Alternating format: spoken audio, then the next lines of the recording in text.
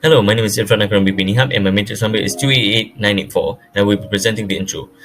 So, the Langkawi Declaration on the Environment was a statement on environmental sustainability made by the Commonwealth of Nations assembled heads of government.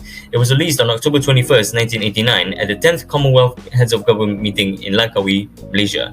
The declaration covers a wide range of topics related to the environment, blaming past neglect in managing the natural environment and resources.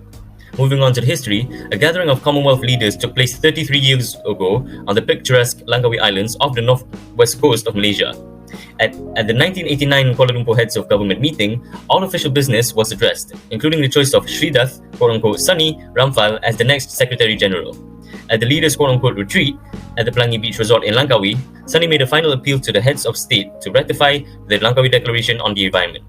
Leaders of the Commonwealth spoke up on environmental issues for the first time. The declaration referred to quote-unquote previous carelessness in managing the natural environment and resources, while acknowledging the quote-unquote severe deterioration of the environment and the threat this poses to the well-being of present and future generations.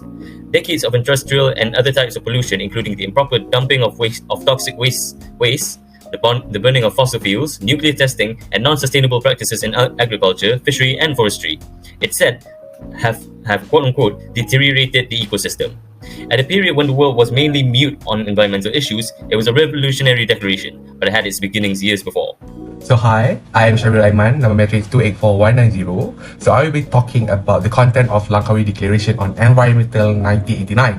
So do you guys know that this declaration put commitment to achieving sustainable economic development through collective and national action while confronting critical environmental problems?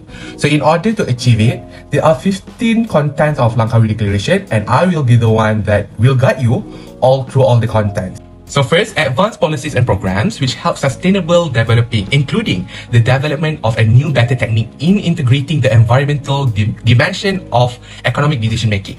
So next is strengthen and support the development of international funding mechanism and appropriate decision making procedure to respond to environmental protection needs, which will include assisting developing countries to obtain access to and transfer needed environmental technologies, and we should take account of proposal for an international environmental fund or planet protection fund.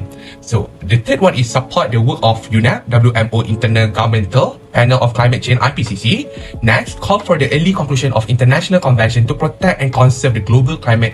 And in this context, it applaud the effort of member governmental to advance the negotiation of a framework convention under UN auspices. Next, support the finding and recommendation of Commonwealth Expert Group reports on climate change as a basis for achievable action to develop strategies for adapting to climate change and for reducing greenhouse gas emission, as well as in making an important contribution to the work of the IPCC. And also, it support measures to improve energy conservation and energy efficiency. Next, promote the reduction and eventual phase out of a substance depleting the ozone layer. Next, promote afforestation and agricultural practices in developed and developing countries to arrest the increase in atmospheric carbon dioxide and halt the deterioration of land and water resources. We also have the strengthened effort by developing countries in sustainable forest management and their manufacture and export of higher value-added forest product, and in this regard, it support the activities of the International Tropical Timber Organization and Food and Agriculture Organization Tropical Forestry Action Plan, as well as take note on the recommendation of the 13th Commonwealth Forestry Conference. Next, we also have support activities related to the conservation of biological diversity and genetic resources. So in this, it includes the conservation of significant areas of virgin forests and other protected natural habitats. And also, we also have a support low-lying and island countries in their effort to protect themselves and their vulnerable natural marine ecosystem from the effect of the sea level rise. Next, we also have discourage and restrict non-sustainable fishing practices and seek to ban tangle net and pelagic drift net fishing. Next, support effort to prevent marine pollution, including curbing ocean dumping of toxic waste. Next, we also have strengthened international action to ensure the safe management and disposal of hazardous waste and to reduce them boundaries movement, particularly to prevent dumping in developing countries. Next, we also have participated in relevant international agreements relating to environment and promote new and innovative instruments which will lead into attract widespread support for protecting and a global environment. And lastly, we also have strengthened national, regional and international institutions responsible for environmental protection as well as the promotion of active programs on environmental education to heighten the public awareness and support. So that's all about Langkawi Declaration on Environment. Assalamualaikum and good day. My name is Wardina, Arifah, Binti Abdul, Wahid, matrix number 287812. I will be talking about the effectiveness of the Langkawi Declaration 1989. We have proposed 3 questions to know whether the Langkawi Declaration 1989 is effective or not. The first question is, was the declaration able to preserve and upgrade the quality of the environment since 1989? Some of the biggest carbon dioxide emissions are energy industries, transport, manufacturing industries and construction, landfills and forests, and grassland conversion. While Malaysia reported net emissions in the initial national communication from the year 2000 based on the year 1994 and in the second national communication from 2011 based on the year 2000, Malaysia was net sink in 2000. This meant that the carbon was stored in Malaysia, land use and charge and forestry was more than was released. Next, to what extent have we maintained balance between progress of the nation and protection of our environment guided by the concept of sustainable development? As much as the government of Malaysia pledges to ensure that at least 50% of its land remain permanently under forest cover, forest area of Malaysia had been in a state of flux from 7.86 million hectares in 1966 to 6.5 million in 1984, increased immediately to 20.10 million in 1988, then fluctuated in hectareage between the years of 1989 to 2010.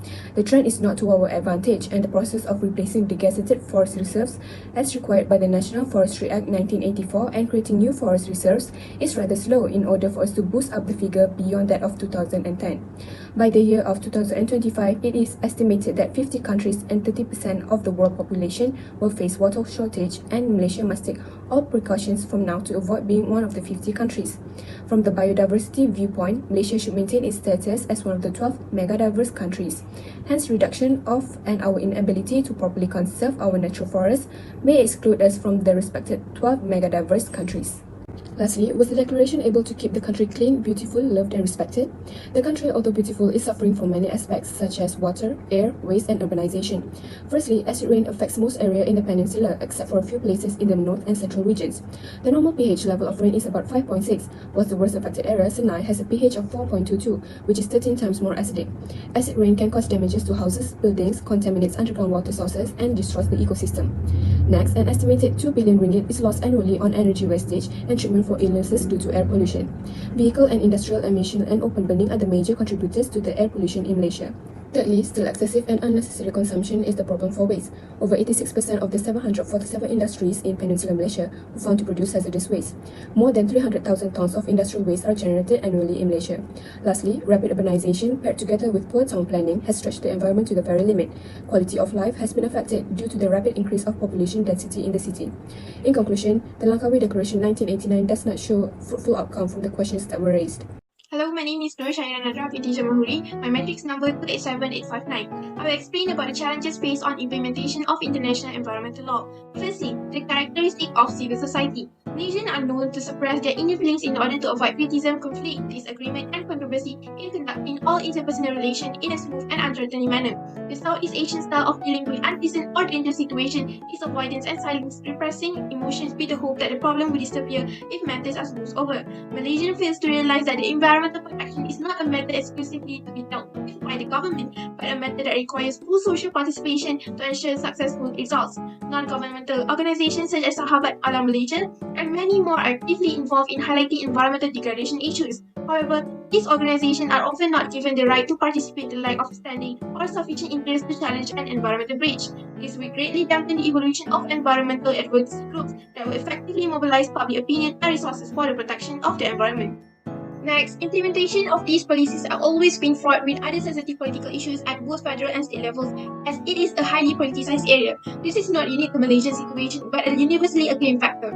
It has been suggested that there is always an impending political conflict between various interests underlying any major environmental policy decision, as environmental issues tend to encompass multiple governmental activities such as transport, land planning, agriculture, industries, housing development, and various others. These separate policies areas centering on particular government departments tend to provide a great ideal of influence or development-oriented interests. And environmental policies to be truly sustainable requires the integration of all related aspects, such as water and air, so as to ensure the problems are not dealt with in a fragmented manner as the situation arises. It is useless talking of eliminating pollution without taking into account its adverse effects on the general development strategies. Next, enforcement of environmental law heavily relies on the allocation of resources in terms of personnel and funding necessary to carry out the enforcement function. For instance, there is a little point in employing a deterrent style of enforcement if there are insufficient personnel to investigate and prosecute offenders. Shortage of skilled and experienced professionals in both the public and private sectors is a common phenomenon in Malaysia, as in most other developing countries. The planning and environmental department's officials trained in physical, biological, and social sciences needed to implement the environmental protection techniques are not available. Most officials from the environmental related departments, including the town and country planning department and the DOE, often lack of sufficient expertise. The officers entrusted to make environmental protection policies and regulation also lack legal qualification, as they are trained in the planning, engineering, survey, and not law. This largely reduces the effectiveness of the illegal provisions. In our opinion, since the proclamation blames previous carelessness in managing the natural environment and resources for a broad variety of environmental issues, it includes a list of the major environment issues that the heads of government considered to be concerned, including the greenhouse effect, ozone layer disruption, acid rain, marine pollution, land degradation, and species extinction. In order to coordinate measures to address them, the declaration said that there were global problems that needed the attention of international organizations like the Commonwealth. As we know, that the Langkawi Declaration on the Environment is not only governing environmental issues, but we need to acknowledge the importance of sustainable development. We know that the members of the Langkawi Declaration also focus on the sustainable development mechanism, but I recommend that every member, not just a certain, take part in this mechanism. Not only that, but ASEAN also agreed that the Langkawi Declaration brought good changes to sustainable development. Cambodia, Burma, and Thailand also ratified the declaration because it works very well for sustainable development and they make it an example for their countries. Do we want to work together to make this happen? Therefore, we suggest that we, including the community, also participate in fostering this sustainable development. According to the Sun Daily at Monday, 16 January 2023, Langkawi Development Authority, known as LADA, said that Langkawi will focus on sustainable development with the right balance between growth and conservation. The main focus is to ensure that Langkawi could lead as an excellent example for other states to emulate green policies. Thus, we really suggest that community engagement is essential in efforts to improve people's behaviors and, in certain situations, to influence them from the business as usual way of life. Community support for LADA's activities and other conservation and preservation work is crucial. You imagine that if this Langkawi Declaration is followed and controlled well, the impact will be massive from various angles. Suppose the environment and the community's needs are well taken care of. In that case, it will inevitably be able to boost Langkawi's economy in a better direction while also strengthening diplomatic ties with Commonwealth countries such as New Zealand, Canada, and the like. The sound effects will go to us again. So let's not think that once we have this declaration, all the problems that have plagued us every day will be solved. On the other hand, we should use this declaration as a guide to make Malaysia a developed country free from environmental problems and not only focus on one area. With help from various parties, we must all have realized the wish where through this Langkawi Declaration, which becomes the starting point for positive changes to the environment around us to become better than before. In conclusion, the Langkawi Declaration 1989 highlighted the impact of climate change, especially on the poor and the vulnerable, including small island states, and encouraged the formation of small states lobby on climate and energy issues. Langkawi emphasized the necessity for broad consensus on the issue of climate change by citing reputable scientific research. This declaration had also further gave way to certain countries in improving and maintaining their environment for the sustainability of said environment in the future.